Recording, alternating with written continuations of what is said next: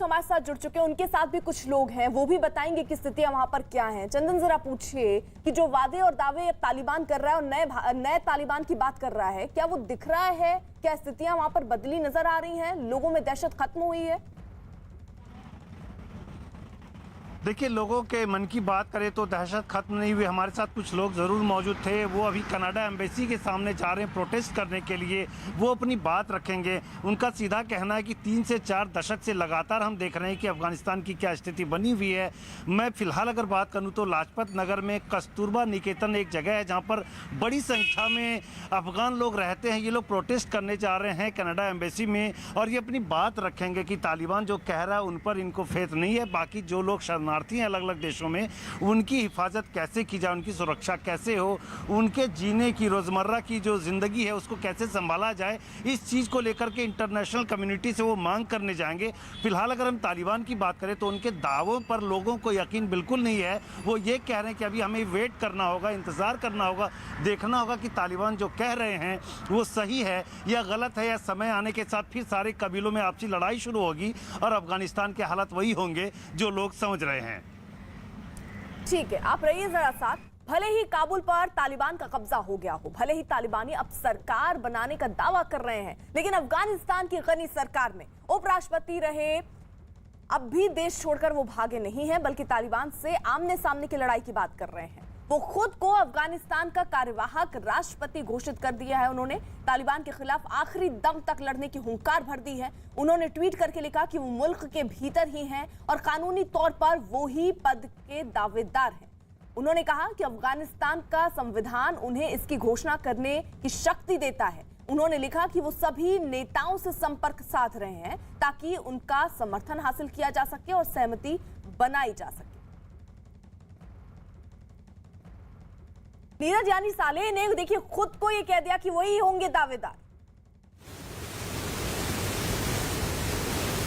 देखिए, बिल्कुल उन्होंने चुनौती तो दी है तालिबान को, लेकिन इस बार तालिबान की रणनीति अलग थी अर्पिता। आपको याद होगा तालिबान ने इस बार क्या किया। राज्यों की राजधानियों पे कब्जा करने से पहले तालिबान ने देश के उत्तर पूर्व और पश्चिम भागों में उन समुदाय में अपनी पैठ बनाई जिनके बारे में कहा जाता है कि वो तालिबान का समर्थन नहीं करते, जिसमें उज़्बेक और ताजिक थे।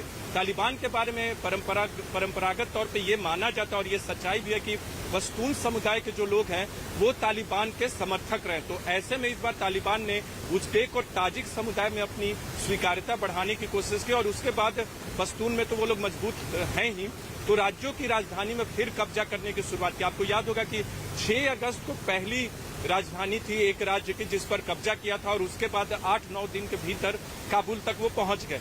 तो तालिबान ने भी अपनी स्ट्रेटेजी बदले। पिछली बार आपको याद होगा 1996 से 2001 के बीच में नॉर्दर्न अलायंस एक हुआ करता था जिसका समर्थन भारत भी करता था। नॉर्दर्न अलायंस तालिबान से मुक्त करने की बात करता था, लेकिन 2001 में फिर जब ट्विन टावर पे हमला हुआ और उसामा बिन लादेन की मांग की अमेरिका ने तालिबान से, और तालिबान ने जब इनकार किया तो 1 महीने के अंदर पूरे तालिबान को ध्वस्त कर दिया गया था।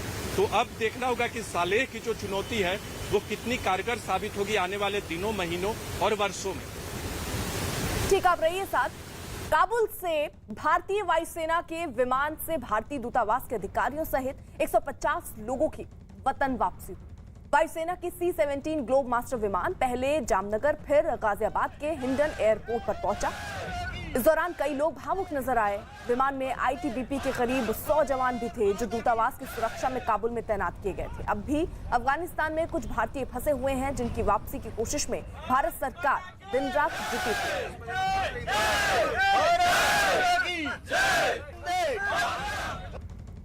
कितनी खुशी हो रही है आज अपने देश वापस आ रहे हैं आप? कितनी खुशी? नहीं, खुशी नहीं, हमें गर्व है कि हमें जो ड्यूटीज दी गई थी हमने बहुत अच्छे से किया है, और देश के लोगों को सुरक्षित निकाल के लाना विदेश में इस तरह की परिस्थितियों से, ये निश्चित ही गर्व और गौरव की बात है और खुशी है इस बात की। वहाँ अभी क्या माहौल है? माहौल ठीक नहीं है, काफ़ी ख़राब है, जितना सोच सकते हो ज़्यादा ख़राब है। तो वहाँ पे आप किस तरह की ड्यूटी पे लगे हुए थे? आप ITBP के साथ थे?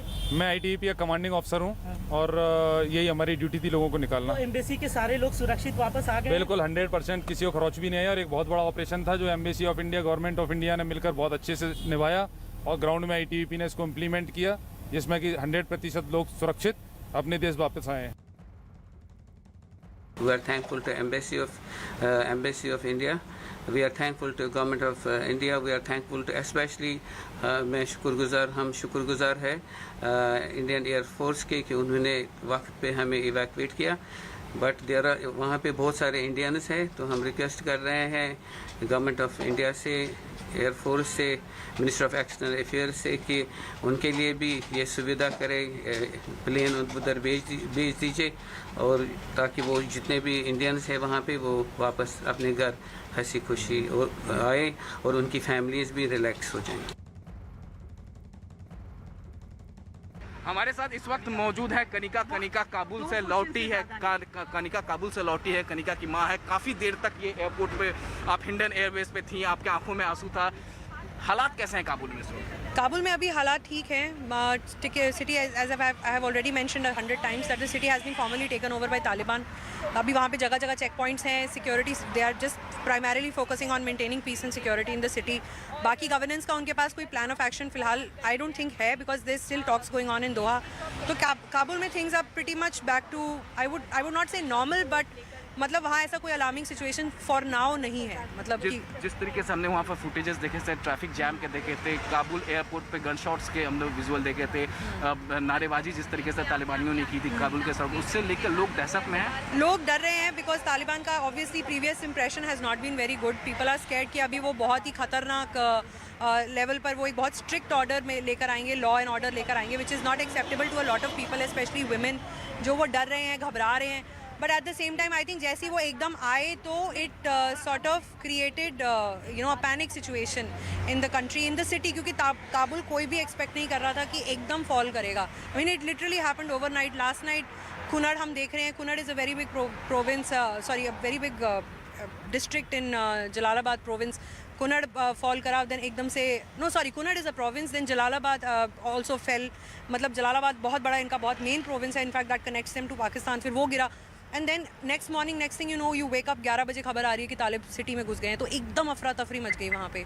सो that is what has happened. I think that's what led people to run straight away to the airport to escape, and उनको जो भी रूट मिला, एंड वो गन फायरिंग जहाँ तक मुझे मालूम है वो अमेरिकन या जिसने भी वहाँ अथॉरिटीज़ जिनके पास भी थी उन्होंने की थी टू डिस्पर्स द क्राउड, और उसी शायद इस कमोशन के अंदर सम पीपल डाइड। उनके आंटी ने काफ़ी आपका इंतजार किया एयरपोर्ट पे, आंखों में मैंने इनका आंसू देखा जब आपका इंतजार ये कर रही थी। खुश है आंटी बेटी आपके पास? बिल्कुल बिल्कुल, बहुत खुश हूँ, क्योंकि आप खबरों देख के, जो आपसे मेरी बात हुई थी इससे पहले, खबरों को देखकर आप बहुत ज़्यादा टेंस थी। नहीं, वो तो बड़ा नेचुरल है, जिस हिसाब से खबरें दिखाई जा रही थी तो उस हिसाब से तो टेंस होना ही था ना। तो अब आप आके घर खुश हैं एकदम? मैं बहुत खुश हूँ और अब मैं जाके नहाना चाहूँगी। सो बहुत बहुत धन्यवाद आपका।